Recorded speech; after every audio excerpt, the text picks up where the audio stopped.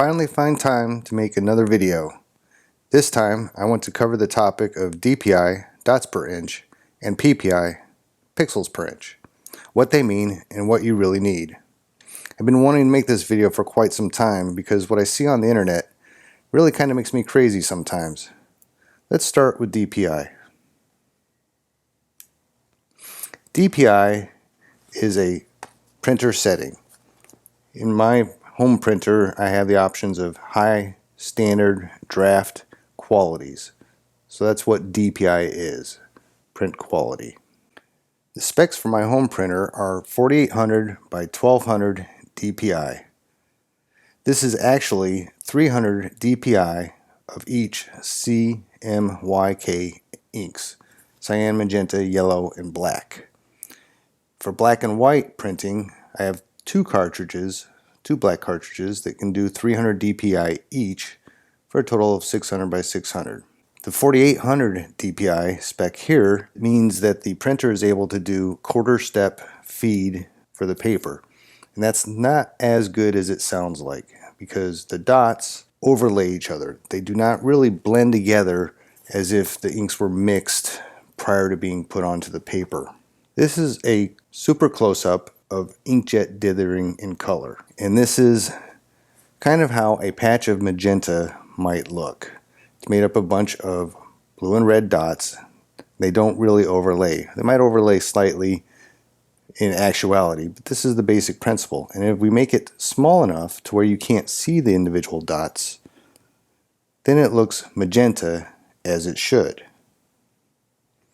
So why would you ever want fewer pixels per inch than the printer is capable of? Well, as I said, here I have 300 DPI per color. So we could call that a 300 pixel per inch capability of this printer. So when you send 300 pixels per inch, the printer is able to do 300 pixels per inch full color. But the trade-off is tonality. Just to simplify, we'll look at it in black and white.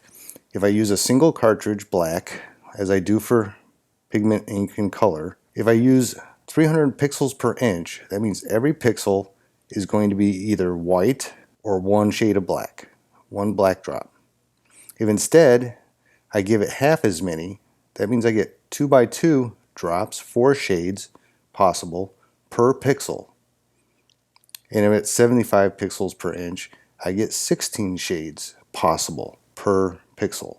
So when I send fewer pixels per inch, I give the printer a greater ability to provide greater tonality to the image. But when I send 300 pixels per inch instead, I'm getting the highest resolution my printer is capable of. So where did the 300 Dpi Ppi Standard come from?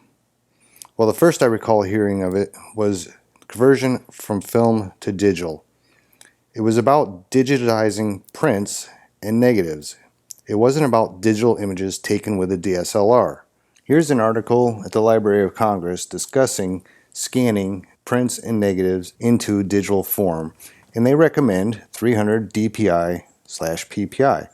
And in this case, dots per inch scanned becomes the pixel per inch of the image. And it talks about whether or not there's a benefit to going any higher than 300 DPI. And the answer to that question is it depends. Depends on the quality of the original photo. Once an image is in digital format, pixels per inch, PPI, is really digital resolution when reproduced by a device with pixels like your monitor. And what that means depends on the device reproducing the image. I have my Retina screen set to the default pixel doubling resolution, which equals 102 pixels per inch instead of the native 220 pixels per inch. And that's because at 220 PPI, I can't see the smaller details, and most of you couldn't either. This is an extreme macro of text on an LCD monitor. A single pixel has all 3 colors RGB. Pixel doubling is 4 screen pixels for each image pixel and allows for final tonality and color display. For example, it could turn off 2 of the blue LEDs for a slightly different colored pixel. In reality, pixel densities above 200 pixels per inch require extremely critical viewing in order to discern any differences. Very likely will require magnification, and even then it may still be indistinguishable. With film, there was no concept of silver halide crystals per inch. You had the size of the negative, the quality of the negative in terms of sharpness and recorded detail, and the grain or noisiness of the negative. A larger negative makes better large prints because it requires less magnification or enlargement of its flaws, and a lower ISO film would have a finer grain structure or less noise. The switch to digital didn't really change any of that. So what pixels per inch do you really need? Well, you have a perfectly adequate pixel density simulator right in front of you. At 100% view, which is 102 pixels per inch on my monitor, this image doesn't look very good at all. It is quite noisy and a bit soft. It was taken in low light with a low shutter speed, a high ISO, and there was a bit of fog I was shooting through. It's also unedited. At 50%,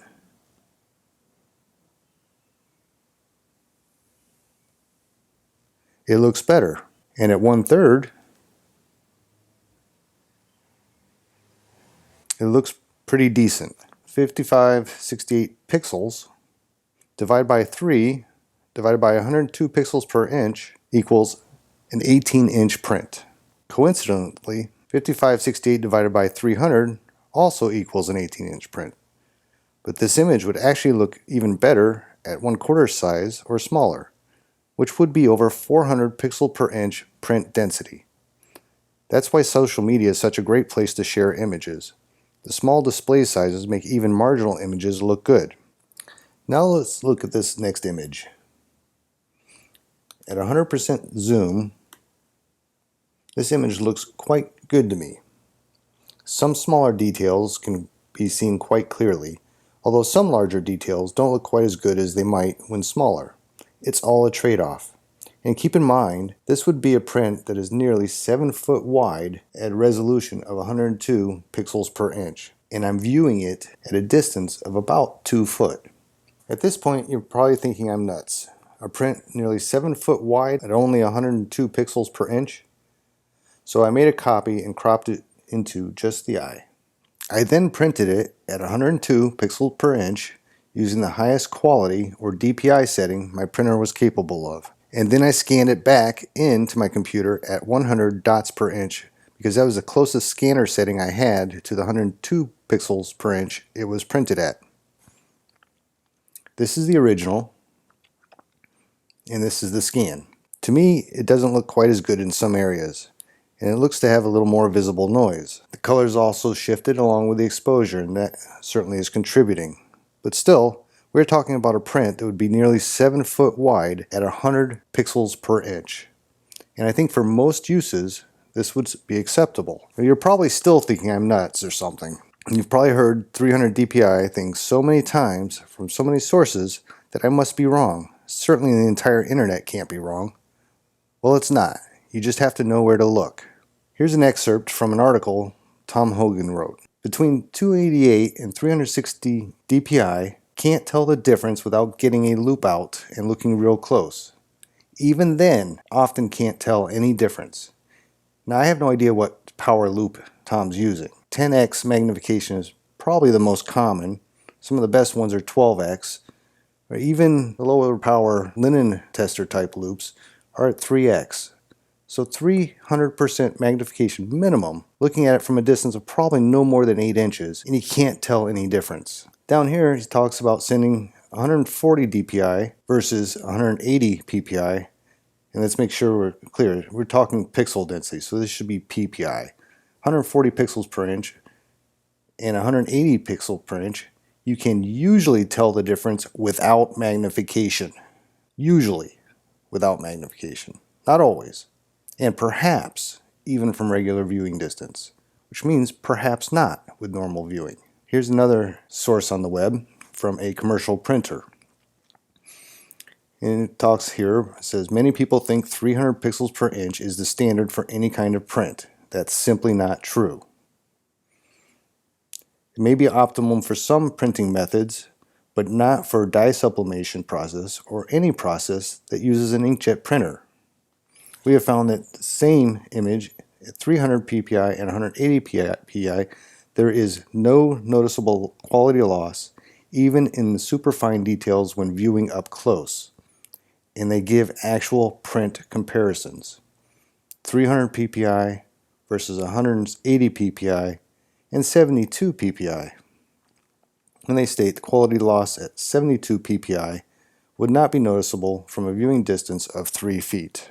But what if I wanted to print my image even larger than 7 feet? When do I run out of sufficient pixels? Well, at 200% zoom, you can see the image is just starting to pixelate. And if printed at this size, the printer would replicate those square pixels. So this is a simple 200% resize in Photoshop, and now the pixelation is gone, and I could print this up to almost 14 feet wide, and it would look good when viewed from a distance of 2 feet away, the distance of your monitor. But would you really typically view a 14-foot wide picture from 2 feet? Of course not. Now, I am not suggesting you should print everything at 100 pixels per inch. You do get a higher print quality when you print at a higher print density, pixels per inch. But keep in mind that some of these very small details that you are able to see at this size enlargement would be invisible if printed at 300 pixels per inch. And if it's invisible or requires a magnifier to see, is it really doing you any good? My personal standard is typically around 150 ppi or higher for a print. But I have printed large canvases as low as 100 pixels per inch, and it was perfectly acceptable for the intended use. What I am suggesting is that you determine what you actually need based on the image, the printer, the type of print, and the intended use of the image. Well, that's all I've got. Until next time, stay safe, and I hope you have a great day.